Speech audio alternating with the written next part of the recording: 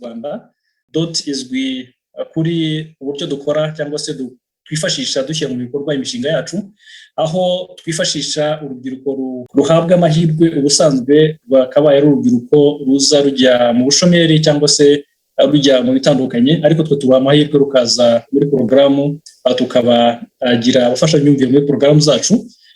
Tuzwi kandi nanone mu gukoresha ikoranabuhanga ku bafatanyabikorwa bacu cyangwa se abagenerwabikorwa, aho tubaha ubumenyi mu bijyanye n'ikoranabuhanga kugira ngo babikoreshe mu buzima bwabo bwa buri munsi, ari urubyiruko, abari n'abategarugori, ndetse tutirengagije n'ibindi byiciro by'abanyarwanda byihariye nk'abafite ubumuga ndetse n'abandi. Muraho neza, ikaze ku muyoboro mugari wa Early Scholars. Niba uzi ko uri urubyiruko ukaba ufite hagati y'imyaka 21 n'imyaka 35, ukaba warasoje secondaire cyangwa warasoje ikindi cyiciro yaba undergraduate, ufite bachelor cyangwa A1, wemerewe gukora application muri iyi opportunity ntigucike. So tujye kurebera hamwe byinshi bitandukanye kuri Rwanda. Hanyuma hano hari link batanze nkuko binyujijwe ku rubuga rwabo rwa X, muri kubibona. Uraza ufungure iyi link hano, ushobora guca kuri X ugasearchingamo Rwanda kugira ngo ugere kuri website yabo, cyangwa se ugaca kuri website yabo wanditsemo Rwanda muri Google yawe.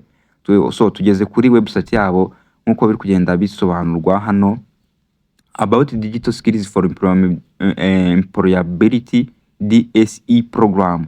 Nkuko bigiye kugenda bisobanurwaho n'umwe mu bakora muri Rwanda hano, mugiye kumvaho gake ibijyanye na Rwanda, then tukaza dukomeza na advantages zayo z'iyi program.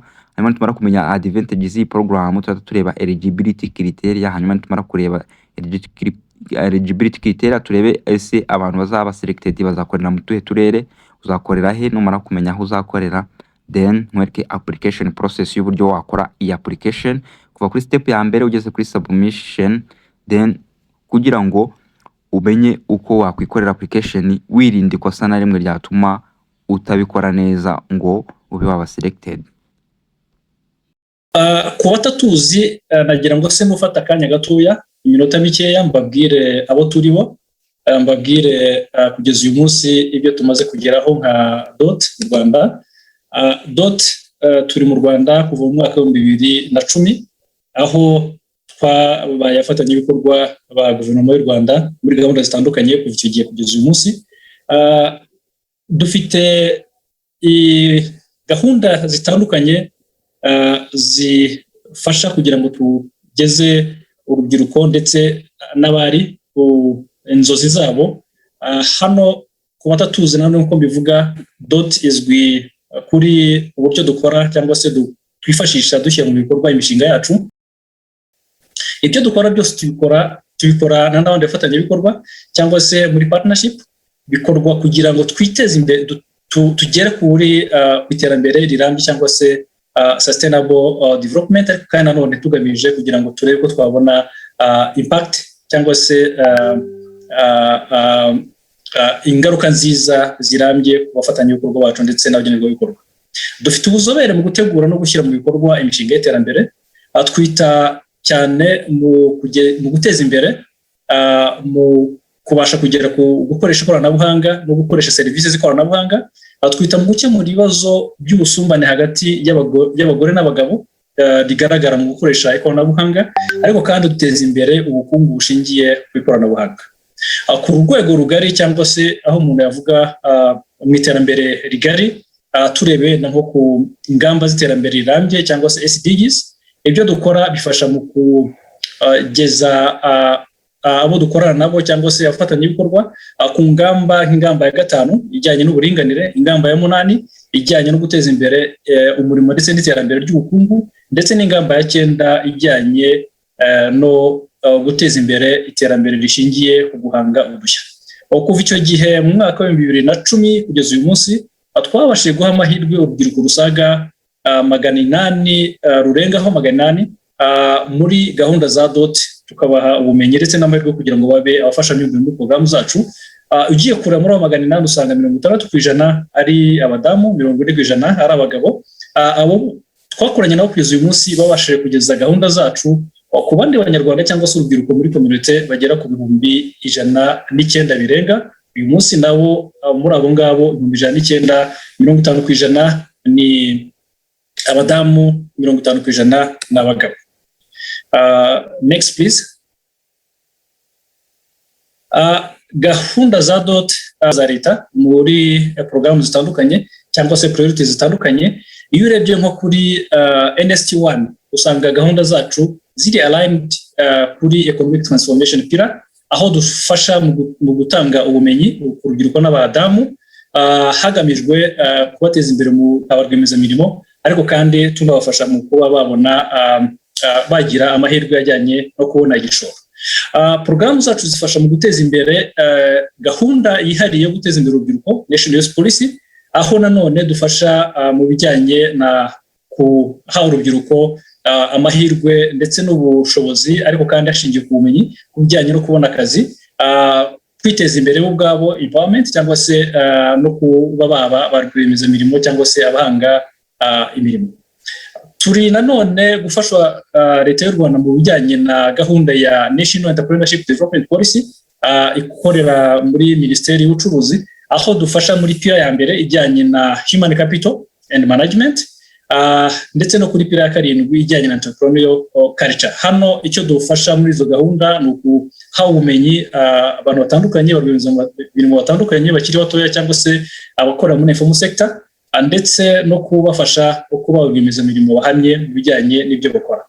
Kendi kandi nk'uko mwabyumvishe kuva n'umuyobozi mukuru wacu yavuga, adufasha muri gahunda yo kugabanya ubusumbane buri ku bijyanye na gender equality mu bintu bitandukanye, aho nk'ubu muri porogaramu zacu nk'uko mwabyumvishe ubu iyi turi kubagezaho dufite gahunda yo kuzagera nibura ku abanyarwanda 1,500, ariko muri bo 70% agomba kuzaba ari abadamu, abari n'abategarugori. Icyo tuzabafasha ni ukubaha ubumenyi ndetse n'amahirwe yo kubafasha kugira ngo bateze imbere business zabo.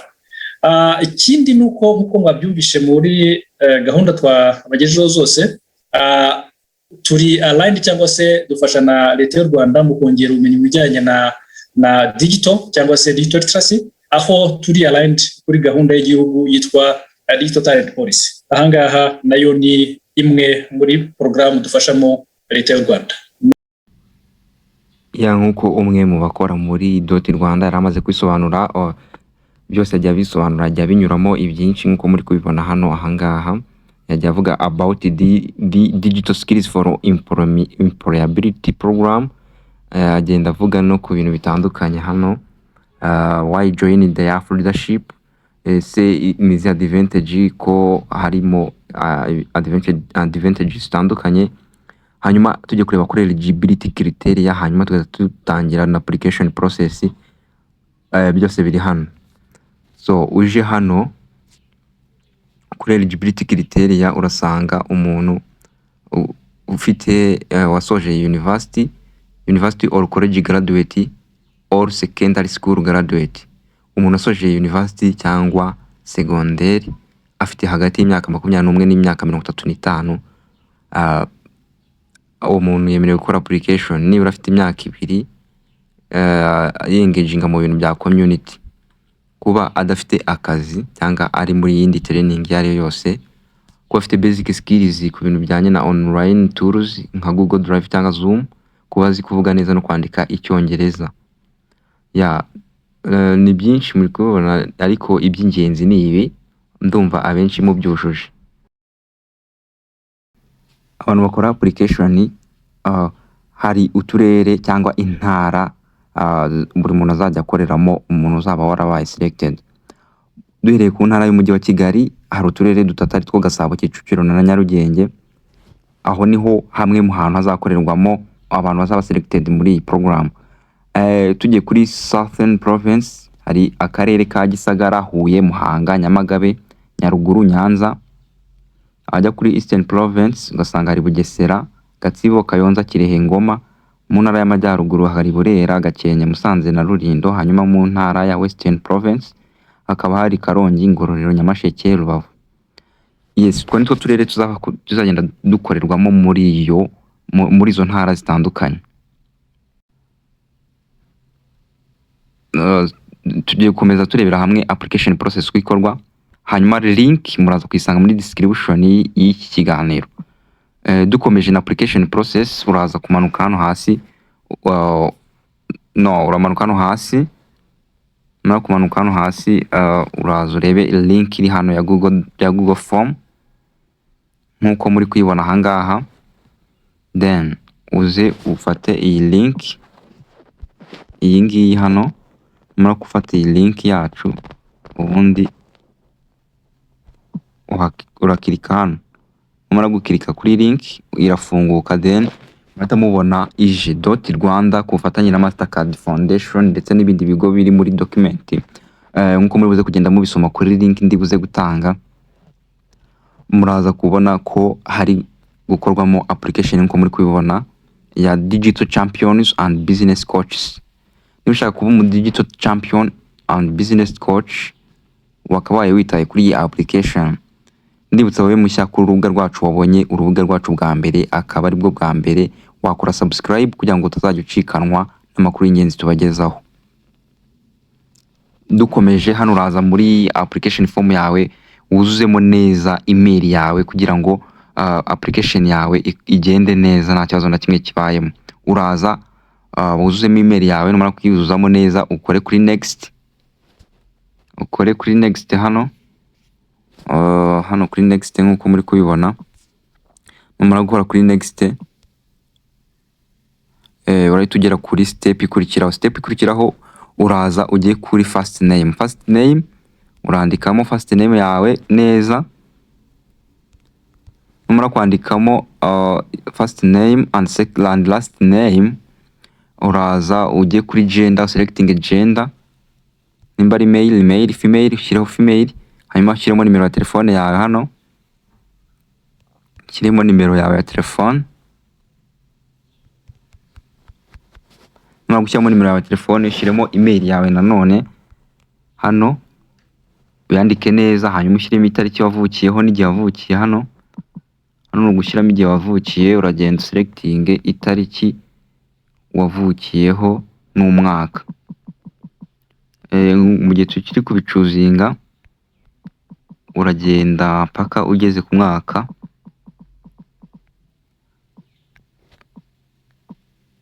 uraza umanuke ugere ku mwaka wavutsemo, yenda uvuge 2023 itariki, nyine wowe urashyiramo ibyawe bitewe n'igihe wavukiye, then setting. Numara gusettinga, uraza ujye kuri nationality, ushyiremo nationality kari Rwanda, uyishyiremo nationality yawe, biraterwa na nationality yawe, urashyiramo Rwanda bwene gihugu. Hanyuma umuntu ufite disability hano urashyiraho yes, then umuntu udafite disability arashyiraho no. Umuntu refugee arashyiraho yes hano niba ari refugee, umuntu ari refugee no. Hanyuma umuntu uri refugee hano kuri izi selection araza guselectinga camp ya refugee arimo, hari Mahama, Nyabiheke, Mugomwa na Kigeme ndetse n'izindi zose. Hanyuma ku muntu utari muri imwe muri izo araza gushyiraho not applicable. Hanyuma ku muntu utuye mu ntara zigiye zitandukanye, hano umuntu uri Kigali arashyiraho Kigali City, umuntu mu yindi ntara nawe arashyiraho intara ye bitewe n'aho aherereye. Hanyuma umuntu arahitamo akarere atuyemo. Hano hari list y'uturere 30, then wowe uraza uhitemo akarere kawe bitewe n'akarere kawe aho gaherereye. Hano hari list y'uturere twose uko ari 30, buri muntu wese arareba akarere ke, selecting akarere ke bitewe n'akarere aherereyemo. So ku muntu uri Nyarugenge arashyiraho Nyarugenge, umuntu uherereye ahandi ariho hose nawe arashyiraho akarere ke bitewe n'ahari. Hanyuma ushyireho umurenge utuyemo. Nyuma yo gushyiraho umurenge, uraza ugiye muri seri, ushyireho seri utuyemo. Numara gushyiramo seri, ushyireho village. Numara gushyiraho village, then ushyireho current level of education.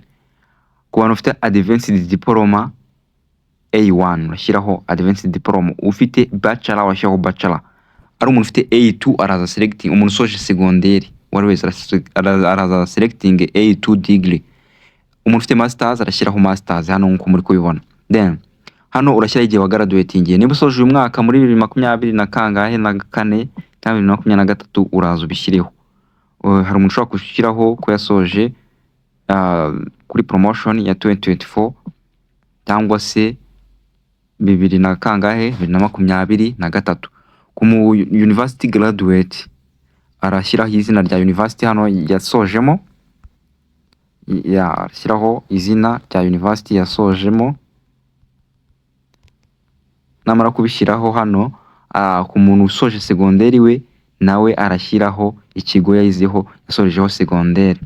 Hanyuma ku kintu usanzwe ukora hano, niba ufite akazi urashyiraho occupation cyangwa se mu gihe ukiri umunyeshuri urashyiraho ko ukiri umunyeshuri, cyangwa se mu gihe wasoje utarabona andi mahirwe.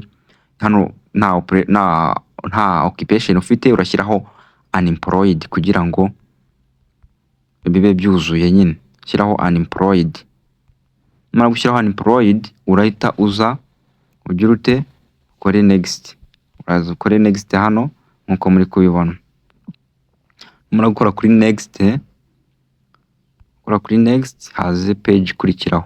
Hanyuma kuri page ikurikiraho ukuntu bimeze, uraza hano hari essay ugomba gukora itarengeje amagambo 250. Ni ikibazo kibaza kiti why are you interested in becoming a digital champion or business coach? Kubera iki uri interested? Ibi uraza ubikore mu magambo yawe atarenze 250, then uze ubishyiremo hano. Numara kubyandikamo neza, urakomeza ujye kuri iyi question ya kabiri, how will this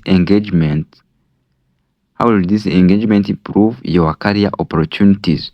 Hano nabwo urabisobanura uvuge ukuntu bizagufasha muri kariyeri yawe, muri opportunities zigiye zitandukanye. Hano barakubaza niba waba warigeze ugira indi experience cyangwa engagement yo gukorana na community. Hano nabwo urabivugaho.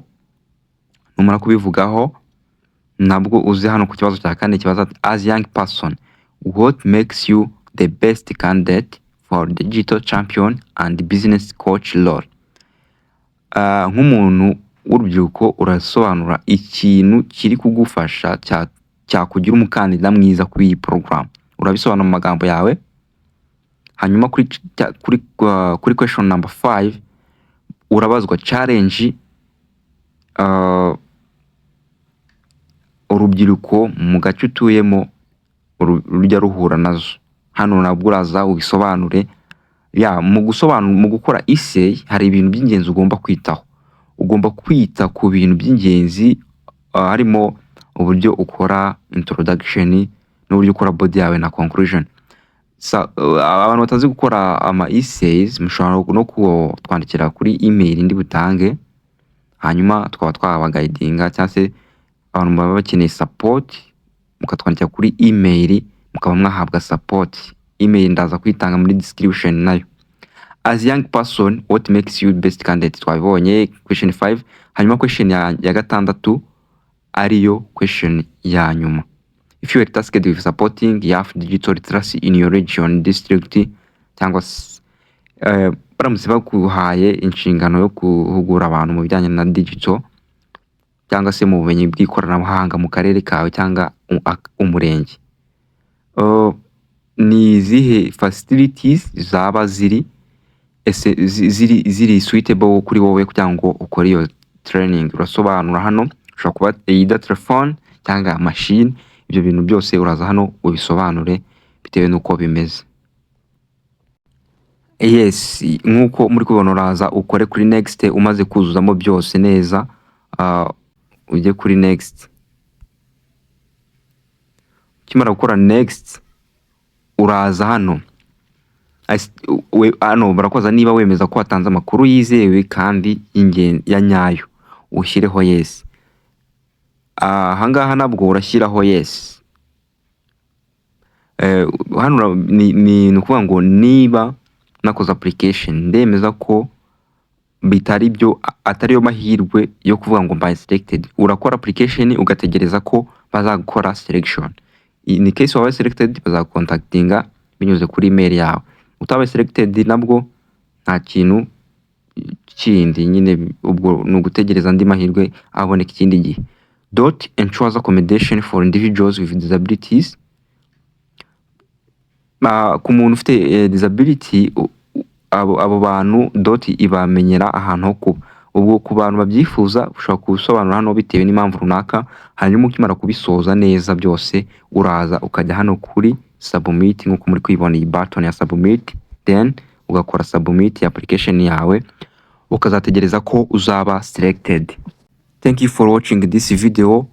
I hope you are doing great. See you next.